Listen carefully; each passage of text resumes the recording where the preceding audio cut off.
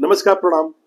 एक दुकानदार एक बैंक में लोन का एक आवेदन पत्र लेके गया और आवेदन करने के बाद काफी दिनों तक लोन के लिए उस बैंक का चक्कर काटता रहा। बैंक के जो काबिल अधिकारी थे, जो रिस्पॉन्सिबल अधिकारी थे, उन्होंने सिविल खराब होने का वास्ता देके उस दुकानदार को बार बार लौटाते रहे बैंक से। दुकानदार कहता रहा कि आप हमारी दुकान को देख लीजिए, मेरी सिविल खराब है और हमें पैसे की बहुत जरूरत है। अगर हमें 15 लाख रुपए का लोन सैंक्शन नहीं होगा तो हमारी बिजनेस डूब जाएगी और हमारे ऊपर कर्ज चढ़ते जा रहे हैं।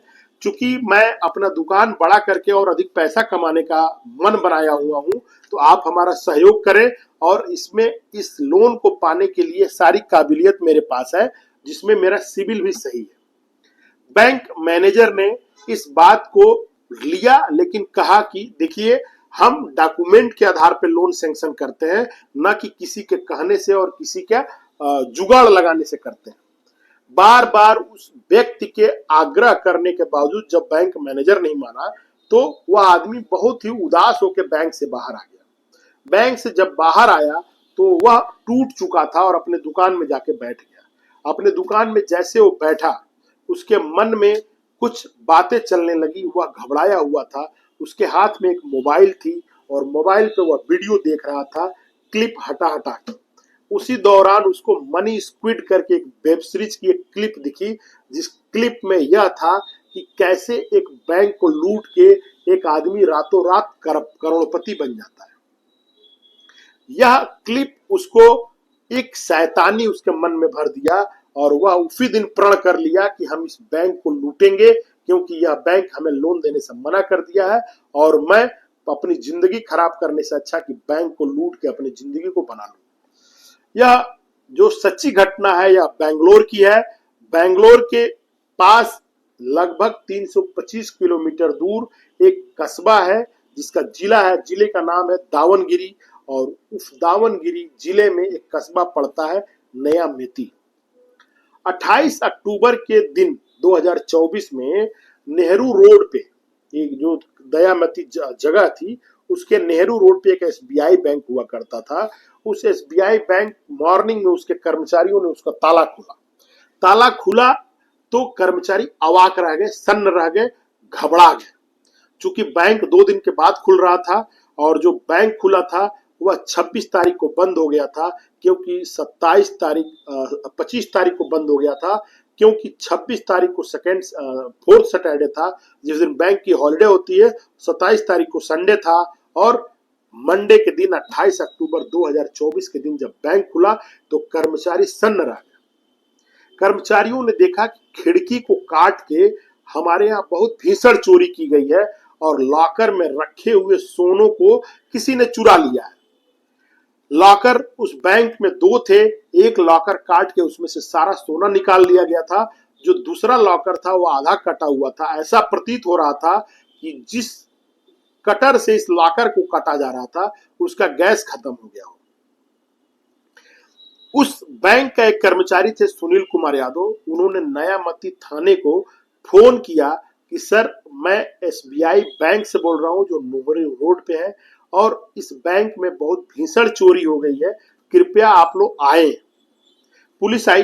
पुलिस आके प्रथम दृष्टया देखा कि चोरी का मामला है। पुलिस ने प्रथम दृष्टया में देखा कि यह चोरी का मामला है और उसने जब जांच भी चालू किया तो देखा कि एक खिड़की को कटर से काट के चोर पहले अंदर आए हैं, फिर लॉकर को काट के लॉकर से सोना निकाल के इस रास्ते से चले गए। पुलिस के लिए भी एक घटना थी जो बहुत बड़ी थी। पुलिस ने जांच करना चालू किया और उन्होंने धारा जो रजिस्ट्रेशन किया वह बीएनएस की धारा थी 305, 331/3, 331/4 में धारा रजिस्टर्ड कर लिया।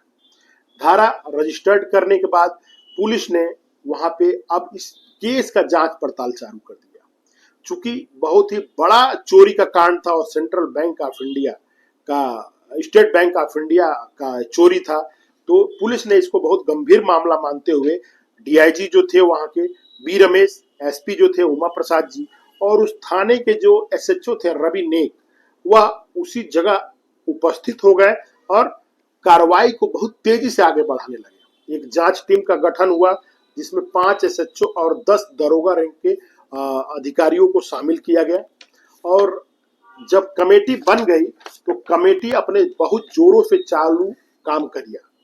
जब कमेटी ने जांच करना चालू किया तो पाया कि जो फॉरेंसिक टीम थी उनके साथ उनका सहयोग करने के लिए, उन्होंने पाया कि वहां कोई डीवीआर नहीं था। डीवीआर को चोर उठा ले गए थे, यानी जो कैमरे का डीवीआर था उसको चोर अपने साथ लेके चले गए थे।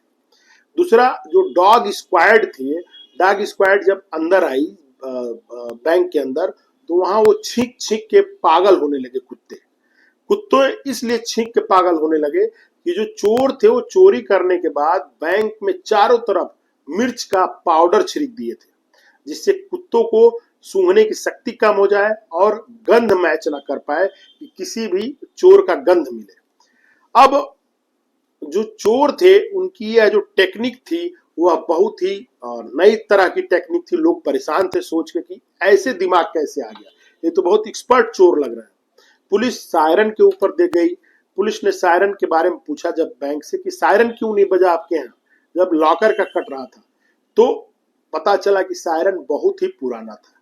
फिर जांच कमेटी ने पूछा कि गार्ड कहाँ थे, गार्ड से मिलवाइए।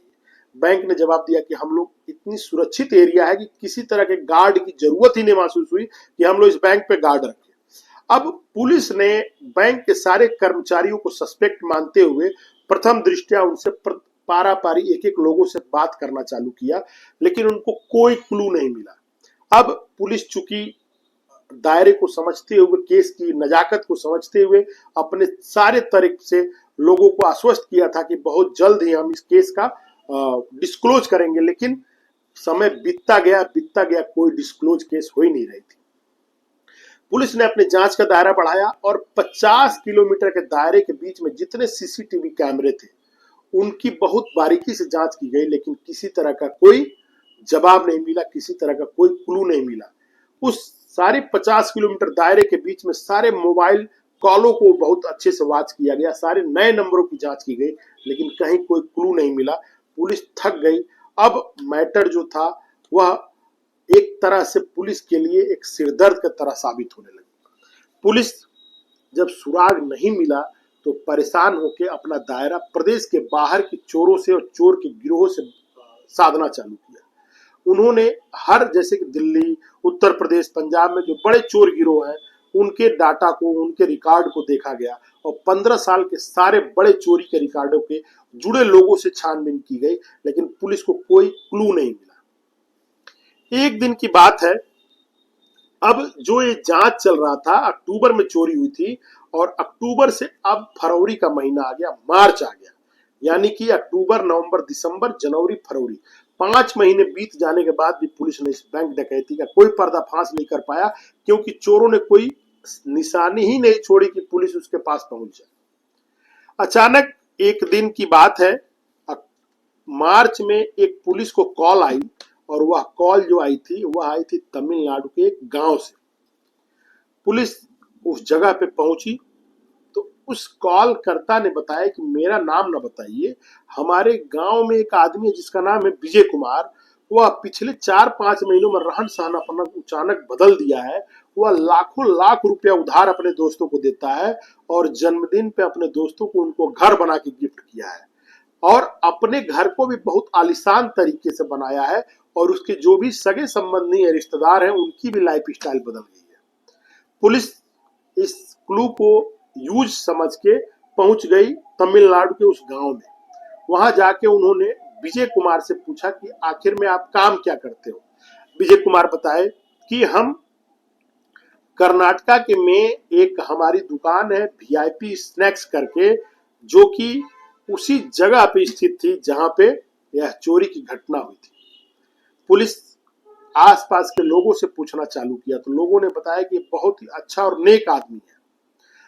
चूंकि पुलिस अब कंफ्यूजन की स्थिति में आ रही थी कि यह घटना यहाँ हुई थी और तमिलनाडु का केस आदमी से हम पूछताछ कर रहे हैं और लोगों के द्वारा पता चल रहा है कि यह आदमी बहुत सीधा साधा था, तो पुलिस भी कंफ्यूजन में अब तुक्का मारने लगी और विजय कुमार से कई सारे क्वेश्चन करने लगे, जैसे कि आप करते क्या हैं, आप कितना कमाते हैं, आपका इनकम टैक्स कितना है, आप घर का खर्च कहाँ से करते हैं और आप 5 महीनों में इतना जो खर्च किए हैं, इसका पैसा आया कहां से? पुलिस जब अपने जाल में, अपने क्वेश्चनायर में फंसाने लगी, तो विजय कुमार टूट पड़े और उन्होंने सारी कहानी पुलिस के सामने फिल्म के तरह से बताने लगे। विजय कुमार ने बताया कि 2023 की बात है, हमारे ऊपर कर्ज काफी बढ़ गए थे और मैं लोन लेने के लिए उस ब्रांच पे 5 बार से 10 बार गया। मुझे मेरे सिविल का हवाला देते हुए लोन न देने की बात कह के मुझे बैंक से निकाल दिया गया। मैंने प्रण लिया कि इस बैंक को मैं लूट के ही मानूंगा।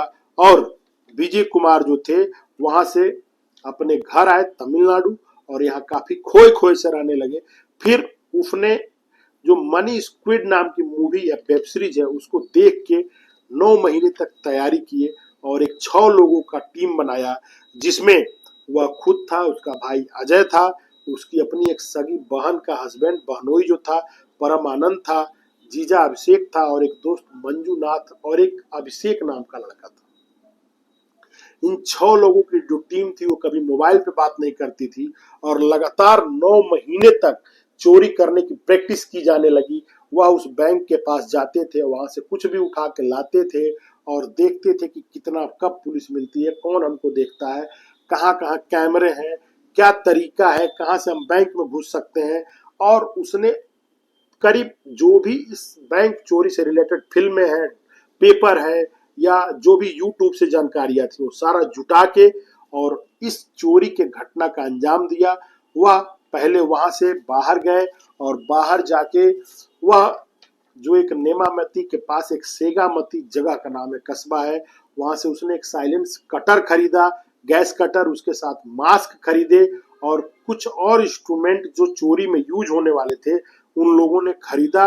और प्लानिंग के साथ खिड़की काट के जब अंदर गए तो पहला जो लॉकर तोड़े उसमें उनको करीब करीब 15.6 केजी सोना मिला।